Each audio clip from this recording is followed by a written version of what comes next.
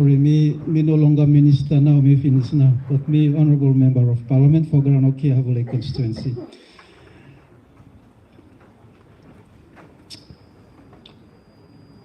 Honorable colleague, honorable members of parliament for Maringe Kota and Gaoboto constituencies. I know they are not around here, but I do address them.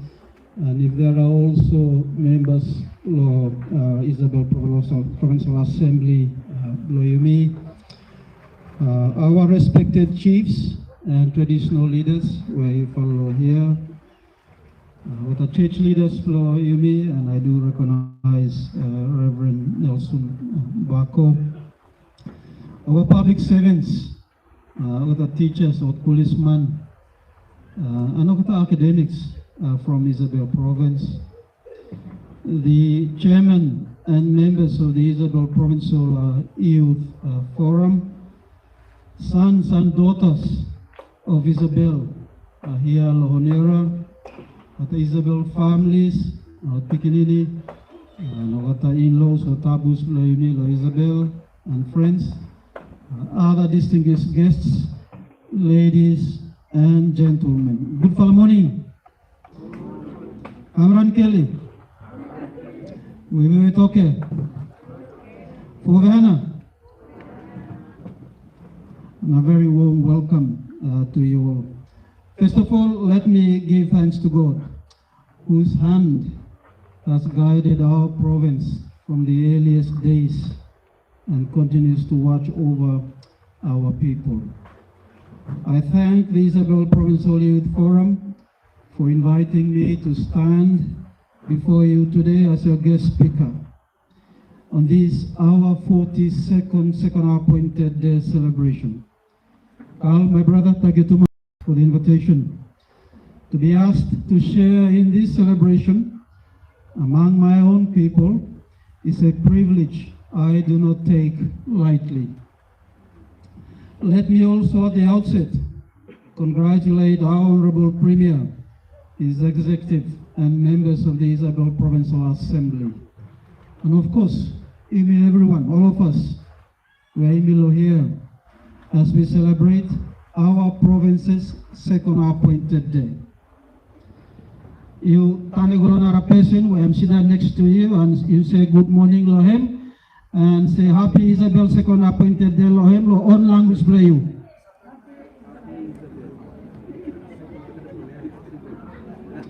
Thank you.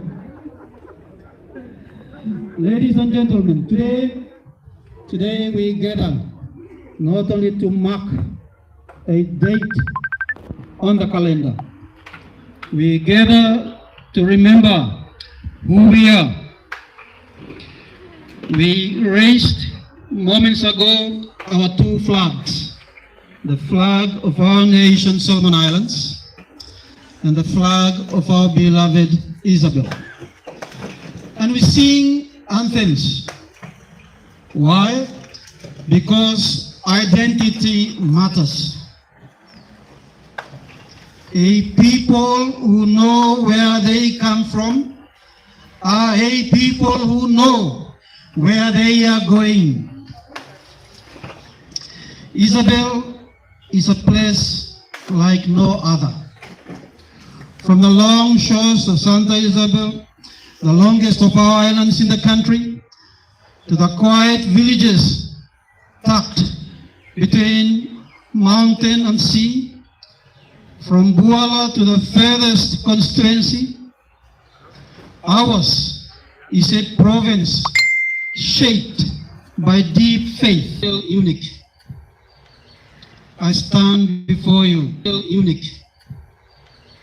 I stand before you, conscious of the words written in the invitation that brought me here, the invitation from the chairman of the Isabel Youth Forum, the kind words that I have had the honor of being the first Prime Minister to come from our province. Let me say plainly, that was never my achievement. It belonged to every parent who sent a child to school to every chief for counsel, patience, and unity, to every church congregation that prayed for our leaders, and to every Isabel man and woman who believed that our small province could stand tall in the affairs of our nation. I carried your name with me, and I will carry the lessons of public service with me for the rest of my life. To have served our people, our country, is the greatest honor a leader can be given, and for that I will always be grateful. On this note, let me sincerely thank my two honorable colleagues, the MP for Gao-Bugotu, Honorable Trevor Manimahago, and the MP for Maringe-Kokota, Honorable Kathy Nori, for their support and collaboration during the last 2 years when I was Prime Minister. Thank you, Fana. But today is not about looking back. The theme you have chosen, and I quote, exemplifying Isabel Province uniqueness through economic development aspiration, unquote, calls us to go forward. It is a fitting theme and a serious one. Ladies and gentlemen, and every good one to Glomi and people of Glomilo Isabel, we must be honest with one another.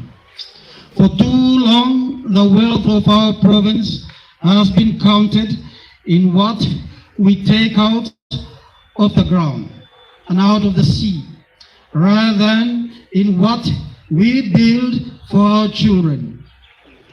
Logs have left our shores, but lasting prosperity has too often left with them. We have been rich in resources and yet patient, perhaps too patient in waiting for development to reach our villages. Ladies and gentlemen, Isabel's true wealth is greater than any single export. We have fertile land and abundant seas. We have forests, if managed wisely and not stripped bare, can sustain us for generations. We have fisheries that can feed our families and supply our markets. We have mineral resources that the world is asking for, and we must be the ones who decide on our own terms and with our own benefit in mind how that wealth is shared. And above all, we have our people, hardworking, faithful, and full of promise. So let me offer a few words on what economic development aspiration must mean for Isabel. First, development must serve the village, not just the capital. A road that reaches the market, a clinic that stays open, a wharf that lets a fisherman sell his catch, electricity and clean water that reach the home. These are the true measures of progress. Growth does not touch ordinary lives. Growth that does not touch ordinary lives is not, it's only a number of statistics. In other words, social and economic infrastructure are critical in our journey to fulfill our development aspirations. Secondly, our resources must be managed for the long term. We are stewards, not owners. The land and sea were given to us in trust by those who came before us, and we must hand them on to those who will come after. Sustainable forestry, well-managed fisheries, responsible and transparent agreements over our minerals, these protect both our economy and our environment. Let us never trade our children's inheritance for a season's profit. Third, we must build our own people. no outside investor, and no government grant can substitute for an educated, skilled, and enterprising Isabel youth. Tourism, agriculture, fisheries, small business, every one of these grows only when our young people are equipped to lead them. And that brings me to you, young men and women of the Isabel Provincial Youth Forum, and to all our youth here and back at home on Isabel. You are not the leaders of tomorrow only. You are leaders of today. Your forum, your gathering, your willingness to organize and to serve, this is leadership already. So let me speak to you directly. Get your education and bring it home. Learn a trade, master a skill, start a small business that others said could not be done. Be the teacher, be the nurse, be the doctor, the engineer, the farmer, and the entrepreneur that Isabel needs. Hold fast to your faith and your customs, for they will keep you grounded when the world tries to pull you in every direction. Respect your chiefs and elders, but do not be afraid to bring new ideas for a province that honors its past and embraces its future. Is a province that cannot be stopped.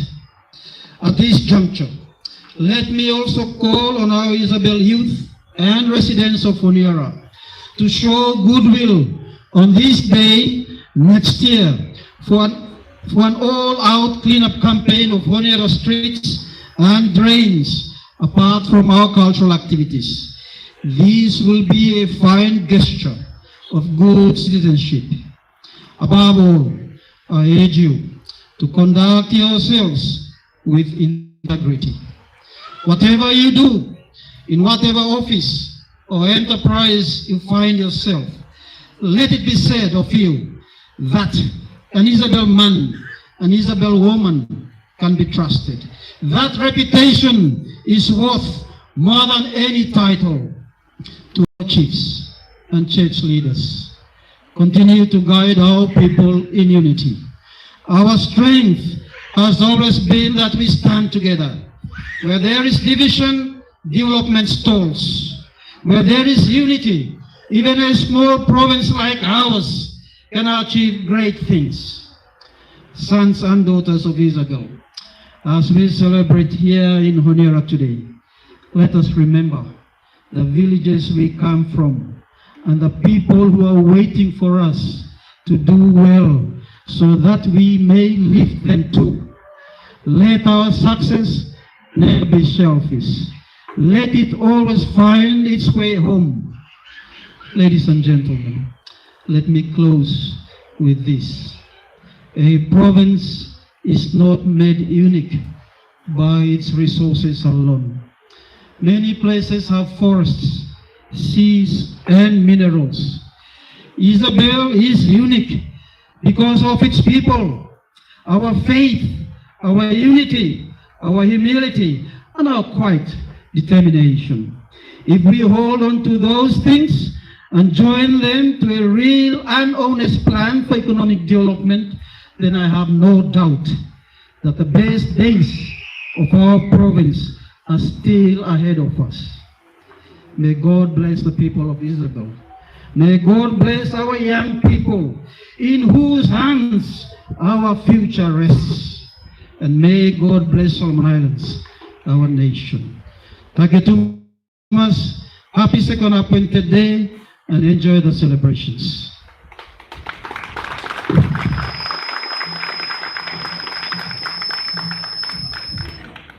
Let's give another round of applause for Honorable Jeremiah Manele.